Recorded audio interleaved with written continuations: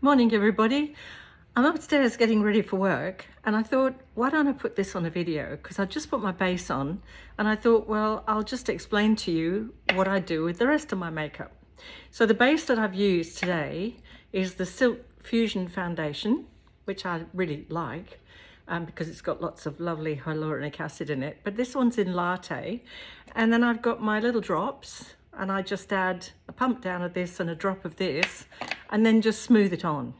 Okay, so as you can see, I haven't actually got any concealers on or anything like that, but I do like over the top of the Silk Fusion is actually put some of the mineral powder foundation, and I find that that tends to set the foundation well and really keeps it going sort of all day.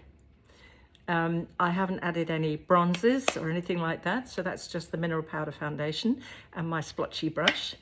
However, I do quite like this, and I'm not sure if they have it anymore, but it's a highlighter.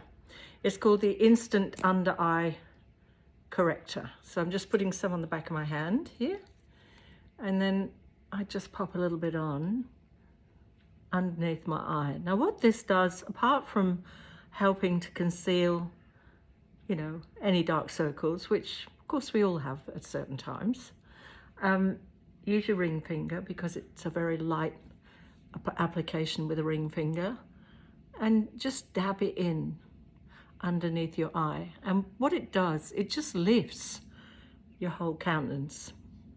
So even though it's not an awful lot, tiny amount, I might even put a little just to highlight the cheekbone area. And then I just pat it in and blend it in. And I did that over the top of the foundation. You could do it before if you want, but I think you can do it either way. Now, there are corrector concealers, which are great. If you have anything like redness, you could use the green corrector, which I think is still available. Now, that's just lifted this part of my face up a little bit. I mean, it's a struggle at this age, I know, but I think all of us need to know a few tips, even if you haven't got any idea about makeup. So back to my splotchy brush, and I'll just pat that in with the residue of the powder.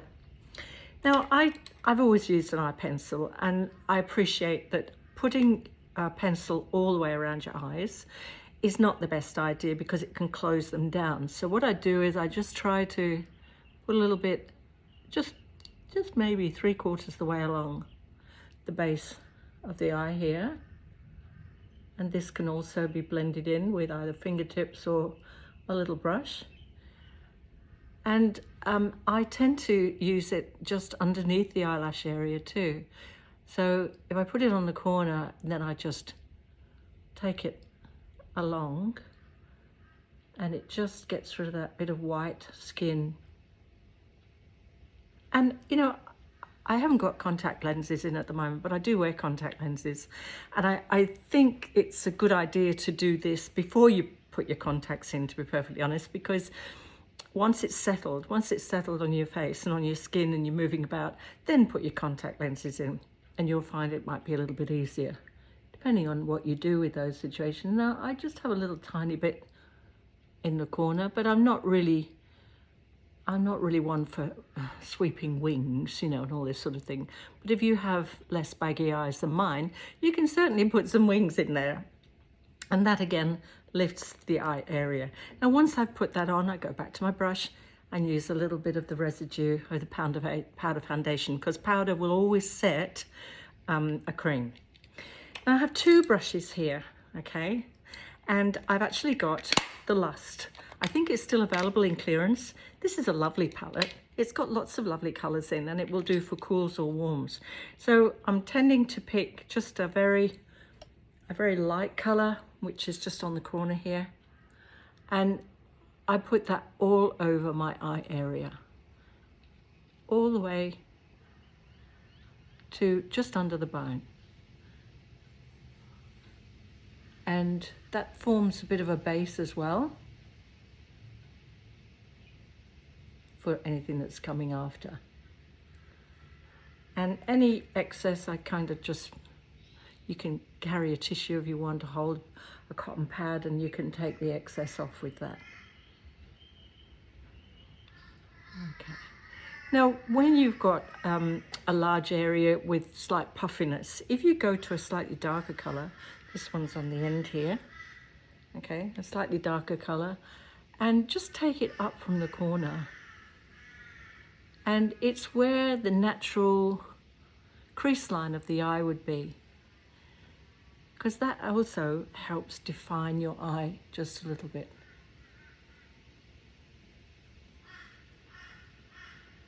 See, I haven't actually put any in here just at the moment, because I do have, you know, quite a lot of, I've always had puffy eyes ever since I was young, so I've got used to doing it this way. But it doesn't have to be dark. It doesn't have to be, you know, sort of full on difficult. And then by taking off the excess and then going to a slightly paler colour, if I put that just across the centre, it blends in the light and the dark. Can you see how that's just lifted the eye forward just a little bit? Now, I mean, it's marvellous if you're 17 and you know, you have wonderful, you have wonderful skin. But some of us like to wear a bit of makeup without it being too overt. Okay? Now again, this marvellous brush, I just tend to brush off any excess, and I tend to take it up here. Okay, now a bronzer. You can use a blusher or you could use a bronzer. And I've actually got a bronzer that I've had for quite a long time. It's an illuminating face powder. And I just get some just on the brush like this, and I will just put a little bit just underneath the bone. I think it can get a bit too colourful if you use too much. And also just underneath here, because if we do have a couple of little bits like that, which of course we're going to get rid of with retinol, then it's a good idea just to take that darker shade just under here, and that again defines your jawbone a little bit. And I have no eyebrows at all, as you can see. They're just as they are. And I'm seriously thinking of getting some tattooing, but you know, once they're tattooed, they're there forever. And so I have to do this with something a bit closer to me, but I just want to show you, this is just a little wedge-shaped brush, and I'm just getting some powder on there, and I'm literally filling in the hairs that I do have. Now, you could use a cream pencil if you want, and that's fine. There's some really good ones. Now, can you see how that makes a difference? It's the smallest thing. And again, big brush, blend it in, and then I've got some eyebrows. So I'll do that again, and I'm just brushing, I'm finding the line just where the hairs start, and I'm just taking that wedge brush, the wedge part, down from the line, and then filling in just a little bit on the side here. And of course, if you do use too much, you know, go back to a nice clean brush and just brush it away. But I do think these are actually quite handy. And, you know, in the bathroom, I've got a couple of these, so I wash them frequently. And I just realised I've forgotten to bring my mascara, but I do have one here. And I think mascara is very important because it helps to define the eye. And I do think there's some beautiful mascaras at the moment. And they're all lovely, and they're all, because I wear contact lenses, they're all beautiful, and they just enhance your eyes. You see, without mascara, it's sort of as it is, but it's much nicer if you put a little bit of mascara on. So I'm just going to grab one of these from my shelf.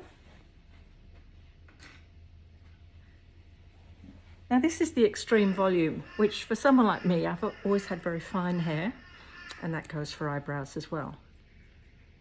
So it's much better to just get some extreme volume again, and you'll be able to see what a difference it makes, because without mascara, it's kind of unfinished.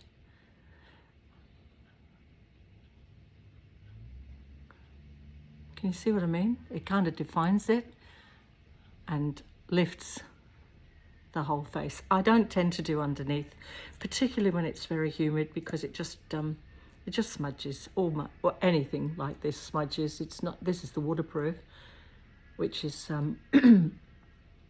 one of the good ones, and I do believe they're bringing in the waterproof mascara quickly. That's for Emily Bruard. Let's hope it's here soon for you.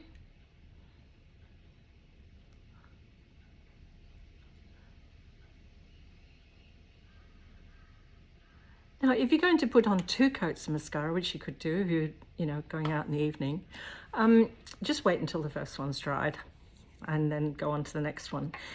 And at this point, really, all I do is leave my lips natural, but I might put on a bit of lip gloss. And I do think lip gloss is good for our age group because it makes the lips feel much plumper. And there is a lip plumping, I think we've still got it, in the Platinum range, which you can also use. And in the Platinum range, there's also an eye and lip treatment, which has got like a little metal foot on it. And I love that for around here.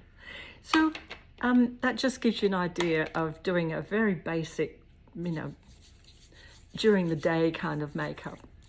If you feel you've got too much on your eye, then just go back to your swatchy brush and remove it. See how that's just evened that up a bit? That was a little bit not as much, and this was a bit darker. All right, so just give you some ideas. All right, thanks.